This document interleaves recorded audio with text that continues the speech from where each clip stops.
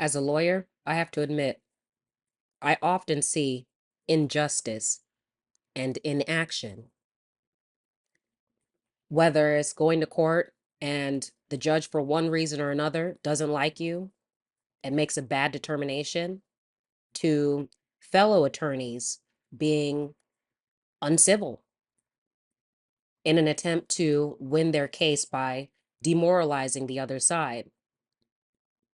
And sometimes, even what appears to be corruption at the highest levels of power, whether it's in the courthouse or in our Congress.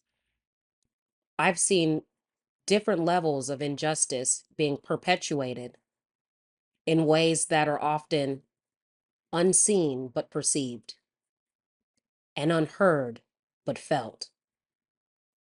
More about that later.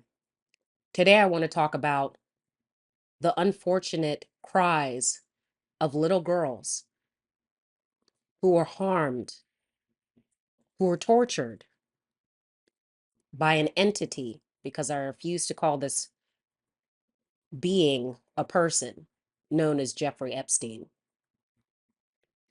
Why is it that we know that there is a list and we know that there are flight logs and we have some people in jail, but there's no accountability to bring the people who tortured little girls to justice? Whether or not he did, and also could you say why there was a minute missing from the jailhouse tape on the night of Saturday? Yeah, sure. If Hey, I Pam, could, could I just interrupt for Sure. 1 second? Are you still talking about Jeffrey Epstein? This guy's been talked about for years. You're asking, we have Texas, we have this, we have all of the things. And are people still talking about this guy, this creep? That is unbelievable. Is it because most people in power have that proclivity, have that desire to torture and sexually abuse little girls, or to protect people who are doing that? I don't know. Like I said, I've seen a lot of things go down in the courthouse that would make most people cringe and make them go home and think about how good they have it in life. Let's take a look at Jeffrey Epstein and figure this stuff out. How is it that we're able to have inaction and injustice in a country that has a constitution and a Bill of Rights? How is it that we pay our tax dollars for a system that is supposed to bring us justice, but instead they keep bringing us injustice and inaction? A little bit about Jeffrey Epstein. Who is Jeffrey Epstein?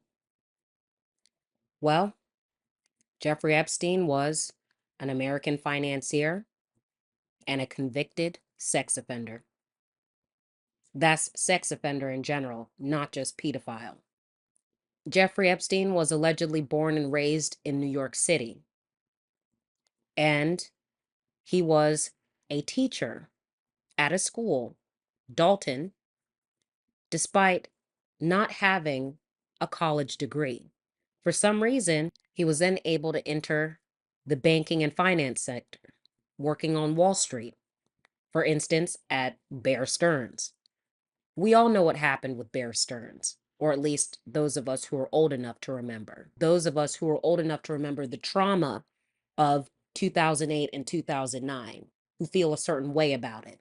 For some reason, this obscure, mysterious guy he was able to form a clique of friends from the social and economic elite. Bear in mind that he went to Cooper Union and New York University and obtained no degree. His brother, I believe, is still alive. During his conviction, it was determined that he had over 1,000 victims. The vast majority of them were little girls. Jeffrey Epstein got a slap on the wrist. Do you know what his punishment was for sexually torturing little girls? His punishment for the first time he was caught was a plea deal. He pleaded not guilty. It eventually became covered up in a way that it was seen as a prostitution solicitation. Another one of his convictions where he pleaded guilty to soliciting a prostitute. Of course, for some reason, the prostitute just happened to be a little girl under the age of 18. He was sentenced to a mere 1.5 years in prison, 18 full months, and he was allowed to be in the private wing of a Florida prison. He was also allowed to leave after a few months for work release. If you can imagine, he was able to have his own driver pick him up and drop him off at prison. Now we can talk about his most recent 2019 case. I'm not sure what he did to piss the people off in power, but somebody in New York wanted Epstein bad, and probably someone at the FBI, because they came and picked him up at the airport. And he was charged with sex trafficking and conspiracy to traffic minors for sex.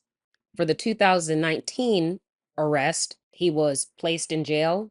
He tried to post bond. The judge denied it. And then, mysteriously, he vanished, or he was somehow killed, whether it was by himself or somebody else. We haven't seen or heard about Jeffrey since. Honestly, if he was killed, wouldn't there be some sort of funeral? A lot of people take pictures and videos at a funeral, even if it's private. There would be typically some sort of evidence of this death. There's a lot of theories going around about who he is and how deeply ingrained he was in the United States government. How we got there, I'm sure most normal people will never know, because unfortunately, we are being ruled over instead of being served, which again is the whole purpose of having public servants, of having representatives. It's the whole purpose of having a democratic republic. The republic meaning that we have a representative, and democracy basically meaning that the people supposedly have a right to vote. As you already know, I'm an independent, so I'm not playing one team or the other, red versus blue. All I care about is that the government, which we pay taxes into, whatever type of tax that may be, is serving us properly, is making sure that we don't have potholes in the road, is making sure that our health care is affordable and accessible to most people, is making sure that we're not suffering undue rates of violence, is making it possible that most Americans can get education affordably, like other countries, and is making sure that when the people say that they want the Epstein list and the Epstein files, that it does everything in its power to get those Epstein files to us so that we may bring those violent criminals to justice. But anyway, as most of us already know, the more money you have in America, the less you'll face the halls of justice. The less likely you're going to be put in jail for a long time for really sickening, violent crimes and terrible behavior. Mostly because you can probably pay off judges or other people in charge, or because you can pay off very high powered attorneys who can come in there and make wonderful arguments, whether it's for righteous purposes or for evil. In this case, the American people have spoken. Everybody, regardless of whatever political team they're on, red team or blue team, wants the Epstein list. And we already have a sneaking suspicion. Honestly, it's not even really a suspicion. We have documents and video and pictures and admissions by people of what's really happened and who was there. We have everything but the list to know who was riding with Jeffrey Epstein and torturing those little girls. Why don't we have the list? Let's be honest, that's what the current administration campaigned on for almost a decade. Why don't we have it? At this point, the government, excuse me, I shouldn't say the government, but I should say certain persons within our government, many persons, do not want us to have that list because they're all on it, or they're being threatened not to tell what they know, or they've been given a substantial sum of money so that they don't bring these perpetrators to justice, the people's justice, not the current justice as we see on TV. And that's not to say that all judges are like that or all congressmen or women are like that. That's not what I'm saying. Or even police officers. I'm not saying that all are bad. But there seems to be a cultural shift in what we've come to expect.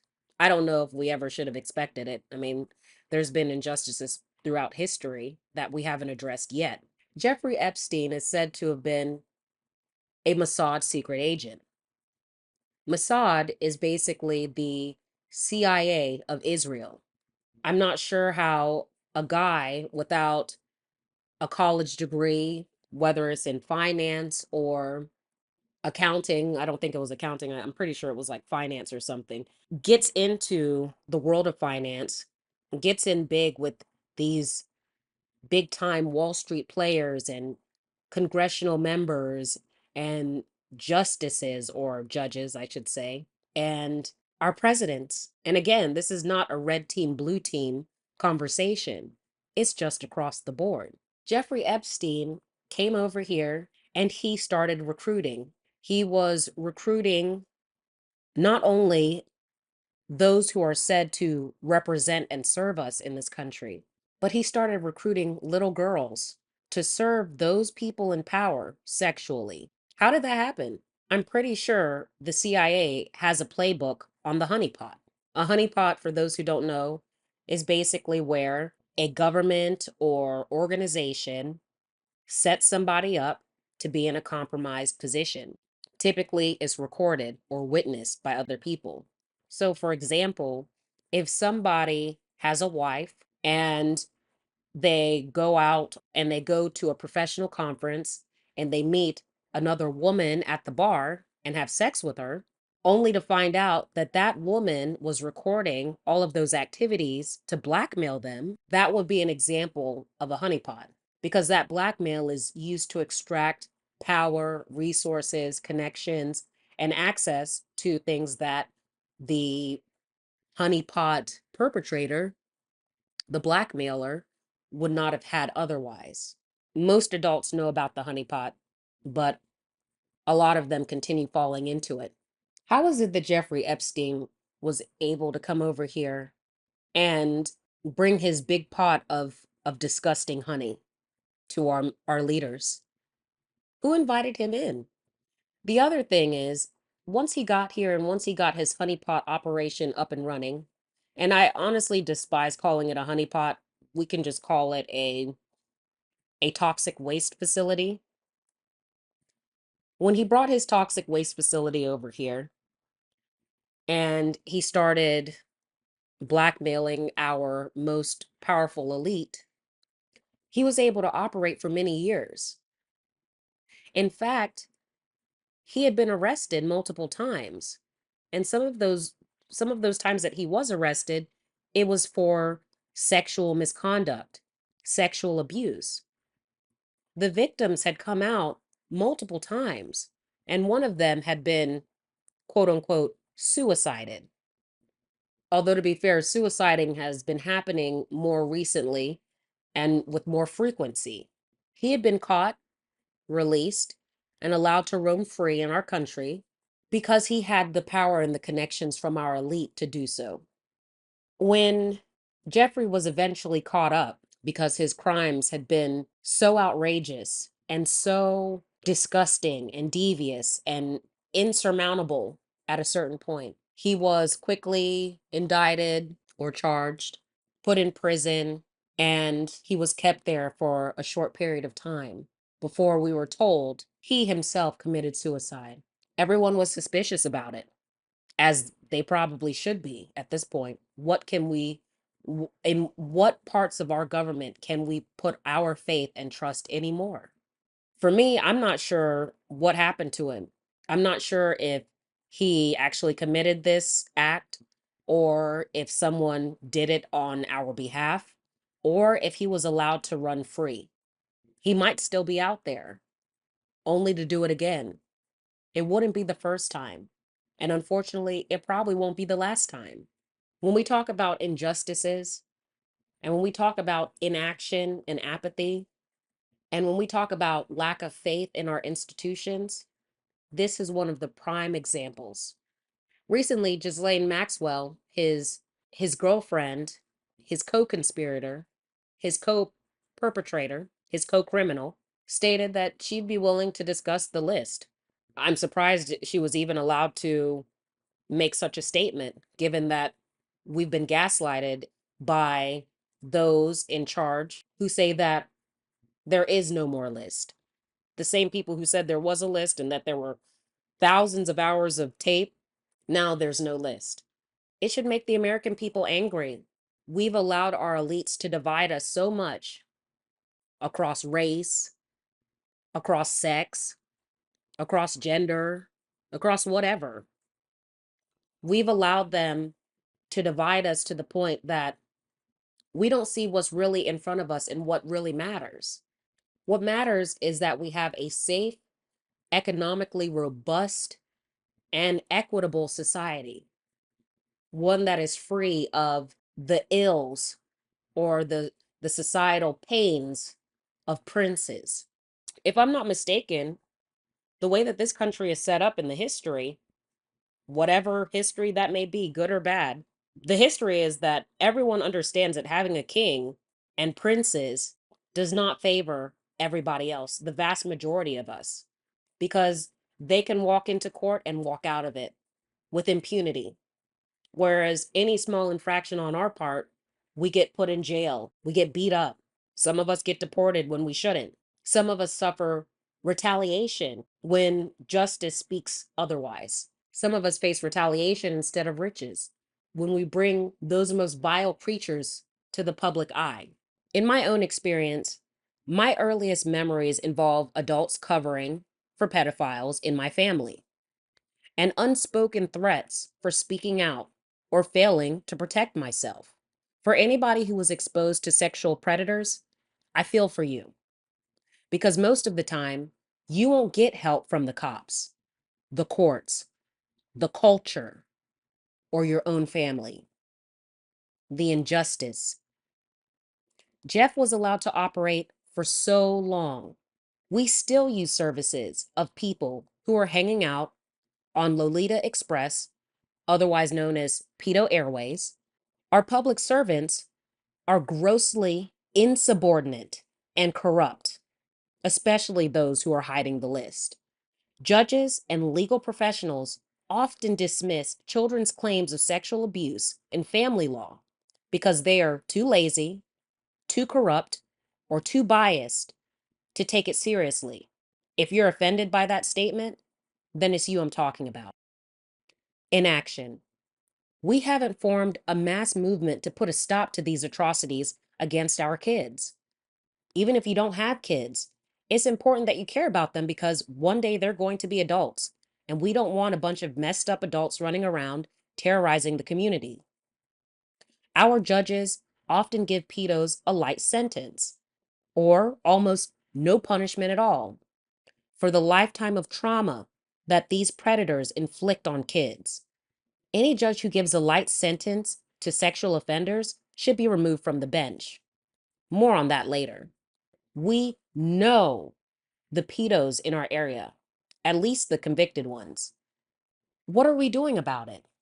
Right now, we're doing nothing, most of us. We can, at a minimum, put an ankle monitor on these criminals for life. There's been calls for chemical castration as well, so they don't have the urge to sexually abuse kids. A lot of us are apathetic about anything that doesn't involve us directly. And some of you are apathetic to the mental health of your own kids. What are we going to do? What are we going to do? I'm not sure if the American people will continue to do nothing or if we will take matters into our own hands. Basically, don't touch up on kids. Don't be nasty. And if you like these legal stories in your pocket, even the serious ones, like and subscribe.